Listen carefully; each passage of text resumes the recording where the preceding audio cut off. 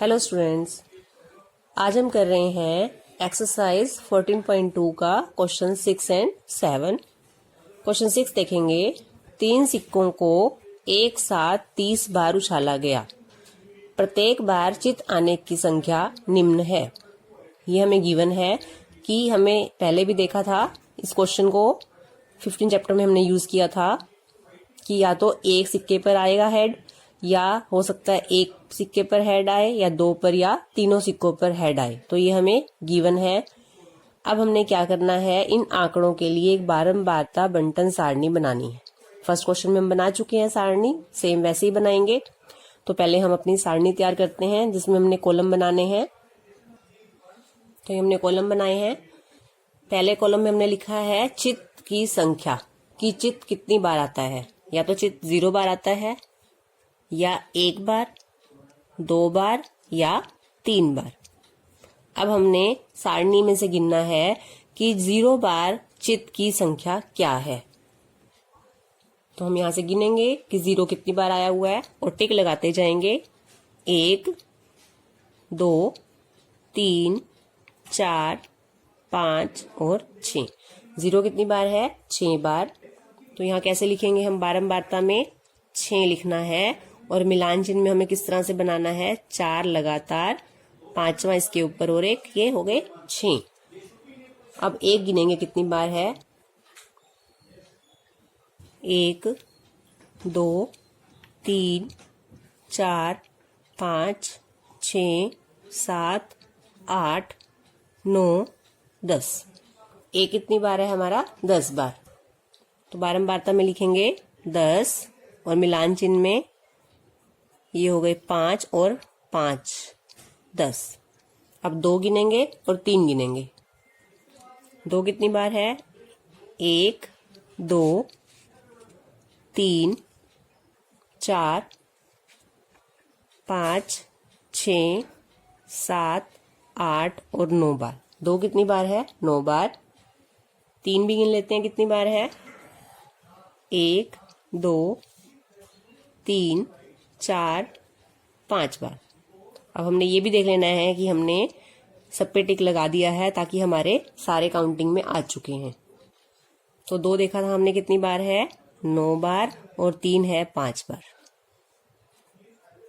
ये हो गए 5 और 1, 2, 3, 4 और यहाँ पे हमने कितने बनाने हैं मिलान चिन्ह? 5। और इसका टोटल करके जरूर देखेंगे कि हमारा जो ये सारणी बनी है क्या ये ठीक है, क्योंकि उसने कहा था सिक्कों को 30 बार उछाला गया है। तो टोटल देखते हैं। 16 बन गए ये, 6 और 10 16, 16 और 9 25 और 5 30। तो ये है हमारी बारंबारता बंटन सारणी। 6 क्वेश्चन में हमें सिर्फ सारणी बनानी थी। नेक्स्ट करते हैं क्वेश्चन 7। नेक्स्ट करते हैं क्वेश्चन 7। 50 दशमलव स्थान तक शुद्ध पाई का मान नीचे दिया गया है।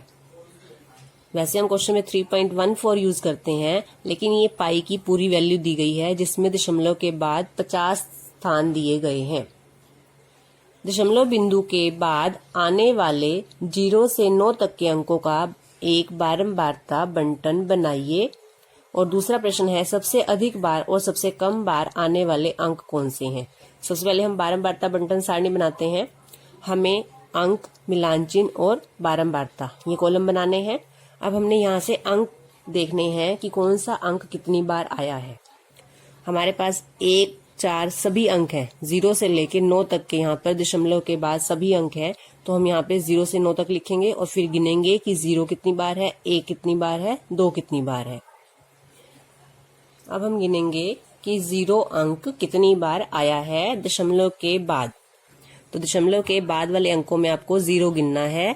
0 ये 1 और 1 2 बार। तो 0 कितनी बार है? 2 बार। बारंबारता में 0 के सामने क्या लिखेंगे? 2 और मिलान चिन्ह में 2 बार इस तरह से दिखाएंगे।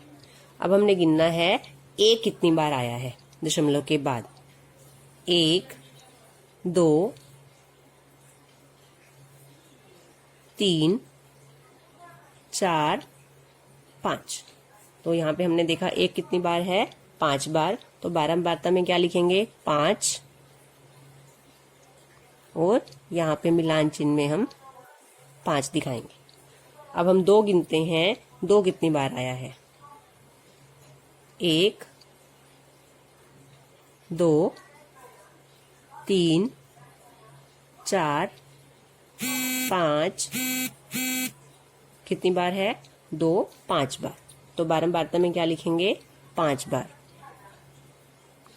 और यहाँ मिलान चिन्ह में इस तरह से 5 बनाएंगे। अब हमें 3 गिनना है। अब हमने ये जरूर ध्यान रखना है, जो सबसे बड़ी गलती है कि हम इस 3 को भी गिन लेते हैं। ये हमने 3 क्यों नहीं लेना, क्योंकि जो हमें सारणी बनानी है वो दशमलव बिंदु के बाद आने वाले अंकों की बनानी है। तो ये जो 3 है ये दशमलव से पहले है, इस 3 को आपने नहीं गिनना, ये गलती आपने नहीं करनी।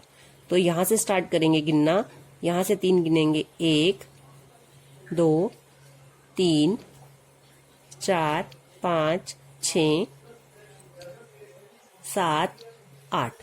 तो 3 कितनी बार है 8 बार, और मिलान चिन्ह में बनाएंगे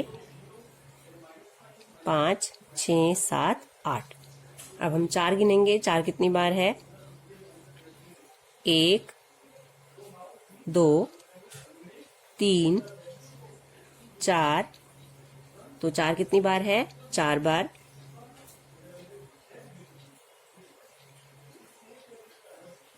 तो ये हो गए 4। 5 गिनते हैं 1 2 3 4 और 1 ही रहा 5। तो 5 कितनी बार है 5 बार। अब हम 6 गिनेंगे 6 1 2 3 4। तो 6 कितनी बार है 4 बार। ये टिक लगाने से क्या होता है कि जो हम पहले गिन चुके हैं वो हम फटाफट से देखते जाते हैं कि उनको हमने फिर से नहीं देखना। तो 6 कितनी बार है 4 बार। तो यहाँ लिखते हैं 6 4 बार। 7 गिनते हैं, 7 कितनी बार है। ये हमारे सारे पूरे हो चुके हैं, अभी 9 है यहाँ पे केवल 7। 1 2 3 और एक ये 4। तो 7 कितनी बार है 4 बार। लिखेंगे यहाँ पे 7 है 4 बार। 8 और 9 गिनेंगे अब। 8 1 2 3 4 5। 8 5 बार है, और 9 भी गिन लेते हैं 1 2 3 4 5 6 7 8। तो 9 कितनी बार है 8 बार। अब एक बार हम देख लेंगे कि दशमलव के हमारे सभी अंक हमने गिन लिए हैं दशमलव के बाद वाले। तो अब लिखते हैं यहाँ पे 8 है हमारा 5 बार, और 9 था हमारा 8 बार। तो ये हमें मिलान चिन्ह बनाने हैं, और यहाँ पे 8 5 और 3 8। अब इनका आप टोटल करके देखोगे तो हमारे, क्योंकि दशमलव के बाद कितने अंक थे 50, तो इन सब का टोटल हमारा क्या आना चाहिए 50। तो करके देखते हैं 2 और 5 7 5 12 12 और 8 20 20 और 4 24 और 5 29 और 4 33 और 4 37 और 5 42 और 8 50। इसका मतलब कि हमारी जो गिनने में कोई गलती नहीं हुई है, हमारी सारणी ठीक है। अब इसका सेकंड पार्ट था, फर्स्ट पार्ट में तो हमने बारंबारता बंटन सारणी बना ली। सेकंड पार्ट में उसने कहा था कि सबसे अधिक बार और सबसे कम बार आने वाले अंक कौन से हैं। अब हम देखेंगे सबसे अधिक बार कौन सा अंक आया है। सबसे अधिक यानी कि बारंबारता में देखना है, बारंबारता किसकी सबसे ज्यादा है। 8 बारंबारता है, इसकी भी 8 है। इसका मतलब इन दोनों की सेम है।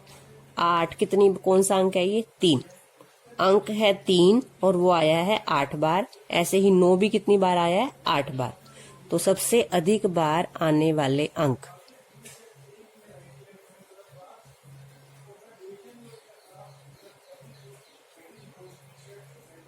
दोनों लिखेंगे, कौन कौन से हैं 3 और 9। ये दोनों अंक सबसे ज्यादा बार आए हैं। और सबसे कम बार आने वाला अंक देखेंगे कौन सा है तालिका में से, सबसे कम बार आने वाला अंक। इसमें सबसे कम बारंबारता किसकी है? 2 बारंबारता सबसे कम है। कौन से अंक की है ये? 0। तो 0 जो है सबसे कम बार आया है, 2 बार आया है, और 3 और 9 सबसे ज्यादा बार आने वाले अंक हैं।